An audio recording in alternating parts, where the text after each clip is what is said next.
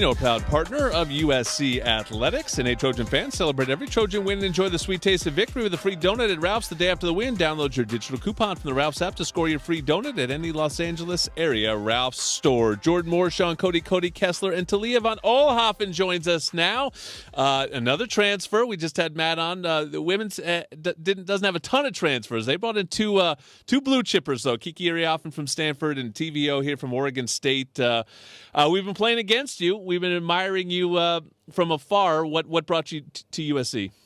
I mean, so many things. I get this question a lot. It's hard to point to just one, but I think just the vision that Coach Lindsay had for me and my fit in the program and preparing me for the next level, I think on and off the court, just preparation for my future was a big part of it for me. Obviously, I'll only be here for 10 months, so just capitalizing on that on the court, off the court. Obviously, the opportunities in LA, the opportunity to get a master's from USC, and then compete for a national championship and play a role in that. I think Coach Lindsay just kind of hit everything for me on my visit, so I'm super excited, and I'm loving it like I thought I would. Yeah, what were your impressions of USC basketball, getting to watch last year from the outside and see Coach Gottlieb and the success they had last year? Yeah, I think obviously my first year I played against USC before Lindsay got here, and then kind of to see the evolution of the program in those 3 years is super cool. And then obviously what they were able to do last year, just being able to feel playing against them also kind of made a difference for me because I already kind of knew how they played and their system, and got to know Coach Lindsay a little bit, and then got to know Ju a little bit as well. And so just knowing the character of the players and the coaches, and then obviously learning more during the recruiting process. Just great people and just a great culture to be a part of. You had a great career at Oregon State, obviously all Pac-12. How has that experience helped you now going into your first year at USC? I mean, it's everything. I think just, as a freshman or just as a young player, just the little mistakes that everyone makes and everyone goes through. Just having been through a lot, and experience carries a lot of weight at this level.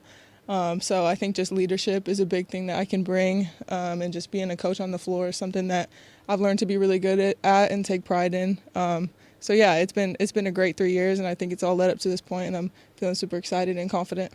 You're listening to Talia von Oelhoffen on Trojans Live, and I was today years old when I put it together that your father is Kimo von Oelhoffen.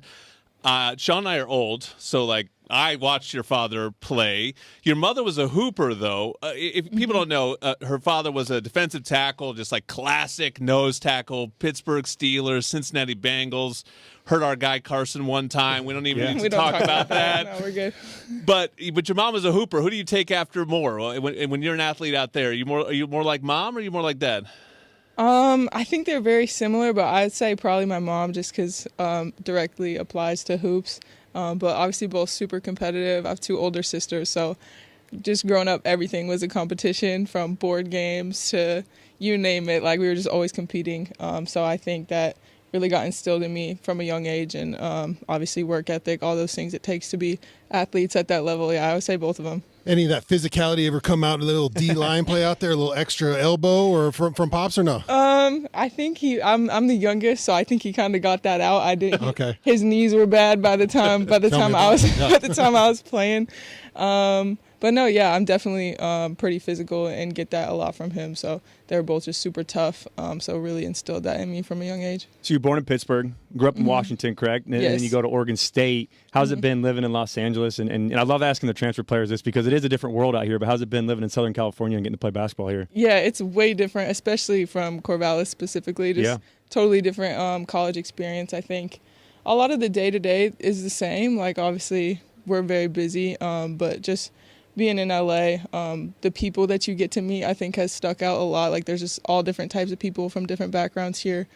So it's been super cool. I love it. But yeah, very different from what I'm used to in Corvallis. And speaking of Oregon State, I saw that your sophomore you dropped 31 on us, right? Is that correct? I did. So I'm going to need a couple of those this year for us. But her greatest moments was a 1.1 second buzzer beater to gut the Bruins against UCLA. So I think that was your first that. Trojan moment. You weren't wearing the colors yet, but that made us all feel good on the inside. Yeah, for sure. That was a crazy night. That was like that Derek Fisher shot. You remember the shot that Fisher hit to beat San Antonio? Oh, yeah. That's like the same kind of shot that TVO hit to beat the Bruins. All right, you guys are opening 2 weeks from today. It's like technically be, I think, 9 a.m. our time on ESPN. But what a cool opportunity. You get to go to Paris and play a game. You guys are going to go early. What you excited to go to Paris?